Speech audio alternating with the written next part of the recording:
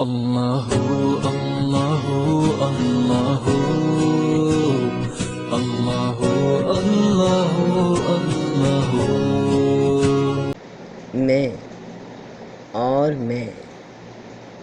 میں نے آئینے میں دیکھا میرا عکس تھا، ہو بہو مجھ جیسا۔ میں اس میں محو ہو گیا، اس کی حرکات و سکنات میرے جیسی تھیں۔ میں آگے بڑھتا گیا، وہ آگے بڑھتا گیا۔ میں پیچھے ہٹا، وہ پیچھے ہٹ گیا۔ میں چھپ گیا، وہ چھپ گیا۔ یہ عجیب کھیل تھا۔ میں سوچتا کہ اصل میں کون ہے، آئینے کے اندر یا باہر؟ ایک اصل ہے، دوسرا عکس ہے، اور اصل عکس کا عکس ہے۔ یہ سوچ بڑی اذیت ناک تھی۔ میں اس سے ہم کلام ہوا، وہ خاموش تھا۔ مجھے عجیب محسوس ہوا، عکس اصل سے مختلف معلوم ہوا۔ وہ ہمیشہ خاموش رہا اور میں ہمیشہ بولتا رہا۔ ایک دن میں نے اس سے پوچھا، تم بولتے کیوں نہیں؟ وہ مسکرایا اور چپ رہا۔ کمرے میں سناٹا تھا۔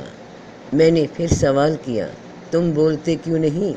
اس نے کہا، میں بولوں گا تو تم برداشت نہ کر سکو گے۔ بس اتنا سن کر ہیبت طاری ہو گئی، کپ کپی طاری ہو گئی، اور پھر معلوم نہیں کیا ہوا۔ نامعلوم میں آئینے میں سما گیا یا وہ آئینے سے باہر نکل آیا۔ بہرحال برداشت سے باہر تھا۔ جو ہوا سو ہوا۔ اس دن سے آئینہ ٹوٹ گیا۔ آئینے کی ضرورت بھی نہیں تھی، وہ اور میں ساتھ ساتھ تھے۔ اس دن سے مجھے ہر شے بدلی بدلی نظر آنے لگی۔ مشرق سے نکل کر مغرب میں ڈوبنے والا سورج یوں معلوم ہوا کہ یہ نہ کہیں سے نکلتا ہے نہ ڈوبتا ہے۔ ہر مقام بیک وقت مشرق بھی ہے اور مغرب بھی، اور ان مشارق و مغارب سے ماورا ایک کائنات ہے جہاں نہ دن ہے نہ رات، نہ ہونا ہے اور نہ ہونا۔ اس دن سے مجھے یوں محسوس ہوا کہ میں ایک طویل ماضی کی انتہا ہوں اور ایک طویل مستقبل کی ابتدا بھی میں ہی ہوں۔ میرے کندھوں پر ماضی اور مستقبل کا بوجھ ہے۔ مجھے محسوس ہوا کہ میں ہر انسان کا حصہ ہوں اور ہر انسان میرا حصہ۔ میں ہر وجود میں موجود ہوں اور ہر وجود مجھ میں موجود ہے۔ دنیا میں ہونے والے ہر جرم کی ذمہ داری مجھ پر ہے اور نیکی کا بھرم میرے ہی دم سے ہے۔ میری سوچ بھی عجیب ہو گئی۔ میں کبھی رات کو آفتاب دیکھتا ہوں اور کبھی دن کو تارے نظر آتے ہیں۔ خوابوں میں جاگتا ہوں اور بیداری میں خواب دیکھتا ہوں۔ میں خود ہی آخری سوال ہوں اور خود ہی اس کا آخری جواب۔ میرے لیے ہر حاصل محرومی ہے اور ہر محرومی حاصل۔ اب میں جانتا ہوں کہ خوشی غم دینے کے لیے آتی ہے اور غم خوشی کا پیش خیمہ ہے۔ میں اس بڑھیا کے بارے میں بہت سوچتا ہوں جس نے ساری عمر سوت کاتا اور آخر کو اسے الجھا دیا۔ میں ان محنتوں پر روتا ہوں جو رائگاں کر دی گئیں۔ میں اس عابد کے بارے میں بھی متفکر ہوں جس کو عبادت کے زوم نے محرومیاں عطا کیں۔ میں جانتا ہوں کہ میں کچھ نہیں جانتا، لیکن مغرور عالم کی عاقبت پر مجھے افسوس ہے۔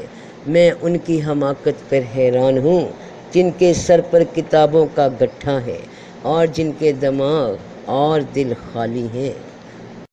میں سوچتا ہوں کہ پہاڑوں کے دامن میں مٹی کس طرح آئی، اور یہ کہ دریا رواں کیوں ہے، سمندر ساکن کیوں ہے۔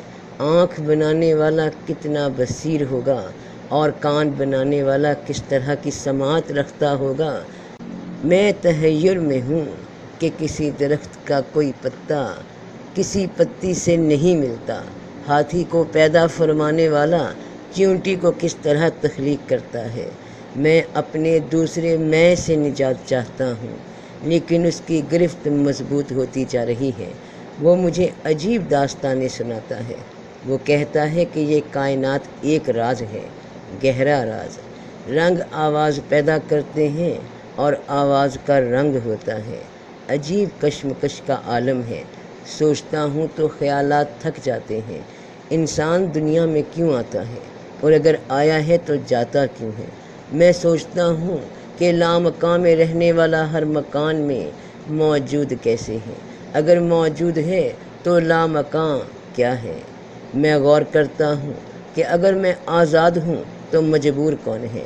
میرا آنا اور جانا میرے بس میں نہیں تو میرا ہونا کس کام کا؟ میں حصارِ وقت کو توڑ سکتا ہوں، لیکن میرے گرد آرزوؤں کے پہرے ہیں۔ میری خواہشات مجھے جکڑ رہی ہیں۔ میں اپنی ملکیت کی ملکیت بن چکا ہوں۔ میں جسے چھوڑ نہیں سکتا اسے میں نے حاصل کیوں کیا ہے، اور میں جسے حاصل نہیں کر سکتا اس کا خیال چھوڑتا کیوں نہیں ہوں؟ عجیب مخمصے کا عالم ہے۔ کل تک میں تاریخ ساز تھا، آج میں تاریخ کا طالب علم ہوں۔ میری تاریخ جمود کا شکار کیوں ہے؟ اس کے کچھ اوراق پھٹ گئے ہیں، ان پر کیا لکھا ہوا تھا اب مجھے کون بتائے گا؟ میں سوچتا ہوں کہ وحدت ملت اور تفریق ملت میں کیا فرق ہے۔ میں سوچتا ہوں کہ دولت کی محبت انسان کو بے حس کیوں کر دیتی ہے۔ میرا بھائی جس کارخانے میں ملازم ہے میں اس کا مالک ہوں، پھر بھی میں اس کا بھائی ہوں۔ اس کو چیتھڑوں میں دیکھ کر میرا قیمتی لباس جھلس کیوں نہیں جاتا؟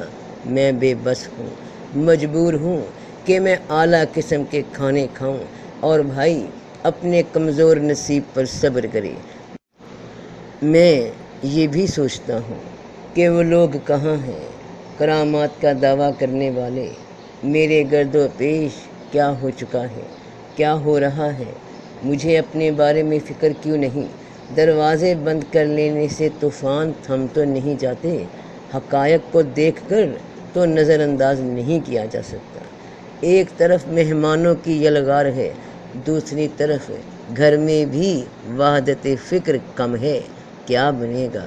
گھر والوں کو ایک خیال میں اکٹھا کرنا ضروری ہے۔ بد نصیب لوگ ملک کو بد نصیب سمجھ رہے ہیں، خوش نصیب اسے خوش نصیب کیوں نہیں بناتے؟ میری دعا بھی بدل گئی ہے۔ میں دعا کرتا ہوں، اے اللہ مریضوں کو ظالم ڈاکٹروں کے عذاب سے بچا، شریعت کو علماء سوء سے بچا، طریقت کو خرقۂ سالوس کی دسترس سے بچا۔ میرے اللہ ہمیں ہمارے اعمال اور خیال کی عبرت سے بچا۔ میں یہ دعا نہیں کرتا کہ دشمن مر جائے، میں کہتا ہوں کہ دوست زندہ ہو جائیں، جذبے بیدار ہو جائیں، وحدت افکار و کردار حاصل ہو جائے، اس قوم میں یقین کی دولت عام ہو جائے۔ میرے اللہ ہمیں ہمارے وسوسوں سے بچا، ہمارے اندیشوں کا منہ کالا کر، ہمیں اپنے دعووں کی عظمت سے متعارف کرا۔ میرے مولا تاریخ کی رسوائی سے بچا، ہمیں معافی کا راستہ دکھا۔ میرے مولا اس ملک کے نوجوان طالب علموں کو اس ملک کی صحیح خدمت کرنے کی توفیق عطا فرما۔ میں خواب دیکھنے کا قائل نہیں، میں جانتا ہوں کہ خواب دیکھنا یا خواب دیکھنے کے خواب دیکھنا در حقیقت کو نہ دیکھ سکنے کے اضطراب کا نتیجہ ہے۔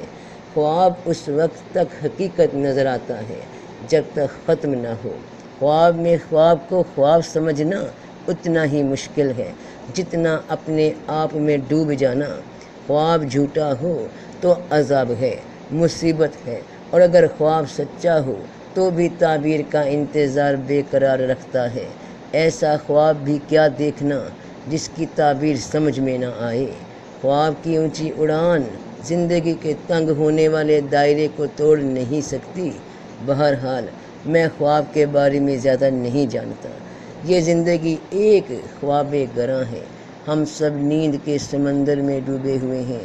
جب آنکھ بند ہو گئی تو آنکھ کھلے گی۔ میں بہت کم خواب دیکھتا ہوں، وہ مجھے سونے ہی نہیں دیتا۔ ہاں البتہ ایک دفعہ میں نے خواب دیکھا، میں قائد اعظم رحمۃ اللہ سے ملاقات کے لیے جا رہا ہوں۔ اچانک مجھے خیال آیا کہ میں بہت سے سوالات کو جوابات کے حوالے سے پہچانتا ہوں، لیکن اگر قائد اعظم رحمۃ اللہ نے مجھ سے کوئی سوال پوچھ لیا تو شاید میرے پاس کوئی جواب نہ ہوگا۔ میں ملاقات کیے بغیر واپس لوٹ آتا ہوں، بڑا نادم ہوتا ہوں کہ میرا علم ناقص تو نہیں۔ میں عجیب تکلیف میں ہوں، اس کا شاید علاج نہیں ہو سکتا۔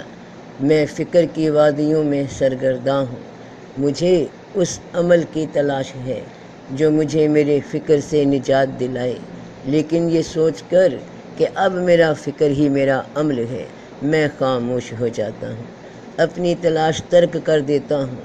مجھے مستقبل پر اعتماد ہے، مجھے اس کی رحمت پر یقین ہے۔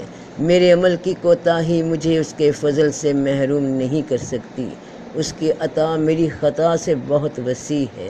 میرے ملک کی عزت اس کے نام کی عزت سے وابستہ ہے، اس لیے مجھے مایوسی نہیں ہو سکتی۔ ملک عطا کرنے والا اس کی بقا کا انتظام فرمائے گا۔ مجھے ہر انسان دکھی نظر آتا ہے، اور ہر انسان دکھ کا باعث بھی اور دکھ کا مداوا بھی۔ ہر بیماری اپنے قریب ہی اپنا علاج رکھتی ہے۔ اب میں سوچ رہا ہوں کہ مجھے اس ساتھی سے نجات حاصل کرنی چاہیے جس نے میری سوچ کو پراگندہ کر دیا ہے۔ مجھے دوسروں سے مختلف خیال کا کیا حق ہے؟ لوگ جو کچھ کر رہے ہیں ٹھیک ہی ہوگا، خدا کرے ایسا ہی ہو۔